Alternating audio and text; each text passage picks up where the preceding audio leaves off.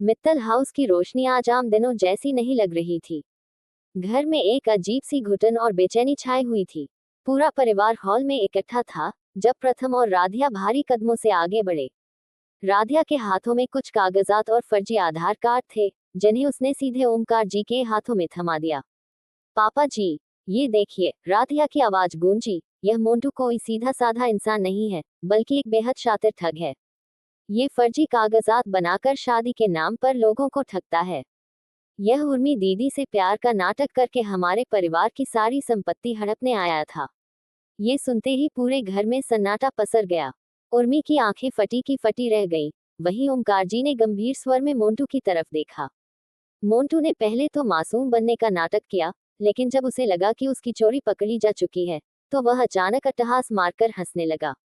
हाँ, बिल्कुल सही कहा इस औरत ने। मोंटू ने अपनी मासूमियत का मुखौटा उतारते हुए कहा, मैं इस परिवार की पूरी दौलत लूटने के लिए ही उर्मी से शादी रचा रहा था। अब तुम सबको सच पता चल ही गया है, तो अपना बोरिया बिस्तर बांधो और इस घर से दफा हो जाओ। उर्मी के पैरों तले जमीन खिसक गई। वह अपने आंसू रोक न सकी, लेकिन मोंटू का यह अहंकार देखकर प्रथम के सब्र का बांध टूट गया। उसने आगे बढ़कर मोंटू के गाल पर एक जोरदार थप्पड़ जड़ दिया। धोखेबाज, तूने हमारे भरोसे की धज्जियां उड़ा दी। मोंटू के चेहरे पर मुस्कान अब भी बरकरार थी। धोखा नहीं, यह मेरी चाल थी, उसने कहा। तभी राधिया ने अपना मोबाइल निकाला और एक वीडियो प्ले कर दिया। वीडियो में मोंटू और उसकी बहन कलावती साफ साफ कहते दिख रहे थे कि वे उर्मी से शादी करके मित्तल परिवार को सड़क पर ले आएंगे।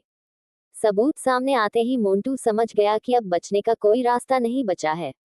अचानक उसने अपनी जेब में हाथ डाला और एक पिस्तौल निकालकर सब पर तान दी। कोई भी अपनी जगह से हिला तो सीधे गोली मार दूंगा, मोंटू चिल्लाया। महिलाएं डरकर पीछे हट गईं, लेकिन प्रथम बिना डरे मोंटू की तरफ एक कदम बढ़ा। अगर हिम्मत है तो मुझ पर गोली चला, मेरे परिवार की तरफ आंख उठाकर भी मत देखना। मोंटू गुस्से में ट्रिगर दबाने ही वाला था कि तभी राधिया की नजर पास रखे एक भारी फूलदान पर पड़ी। बिना एक पल गनवाए राधिया ने फूलदान उठाकर मोंटू के हाथों पर दे मारा। पिस्तौल झटके से छूटकर दूर जा गिरी। प्रथम बिजली की तेजी से मोंटू पर झपटा और दोनों के बीच जबरदस्त हाथापाई होने लगी।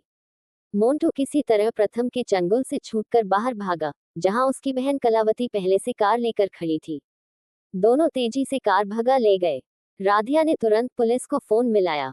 शहर भर में नाकेबंदी हो चुकी थी। हड़बड़ाहट और तेज रफ्तार के कारण मोंटू की कार बैरिकेड से टकरा गई।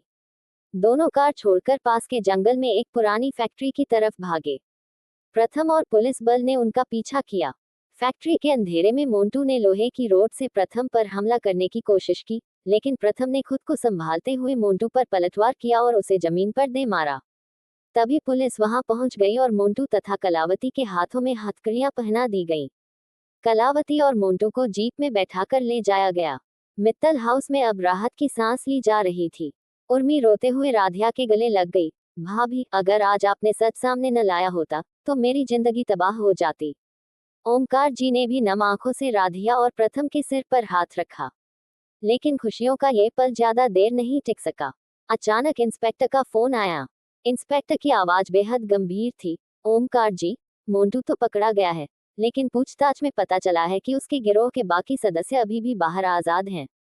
उन्होंने मित्तल परिवार से बदला लेने की कसम खाई है। आप सब सतर्क रहिए। ये खबर सुनते ही एक बार फिर पूरे परिवार के चेहरे का रंग उड़ गया। अगली सुबह जब परिवार मंदिर में पूजा कर रहा था, बाहर एक काली एसयूवी आकर रुकी। उसमें से 4 नकाबपोश लोग उतरे और खिड़की से निगरानी करने लगे। थोड़ी देर बाद वे चले गए, लेकिन ऊपर के कमरे से अचानक किसी चीज के गिरने की तेज आवाज आई। प्रथम और राधिया दौड़कर ऊपर गए। अलमारी के पास एक लिफाफा पड़ा था। राधिया ने कांपते हाथों से लिफाफा खोला। उसमें मोंटू की मुस्कुराती हुई फोटो के साथ एक खत था, जिस पर लिखा था, ये तो सिर्फ शुरुआत थी। अगली बार निशाना कोई सामान नहीं, परिवार का कोई सदस्य होगा।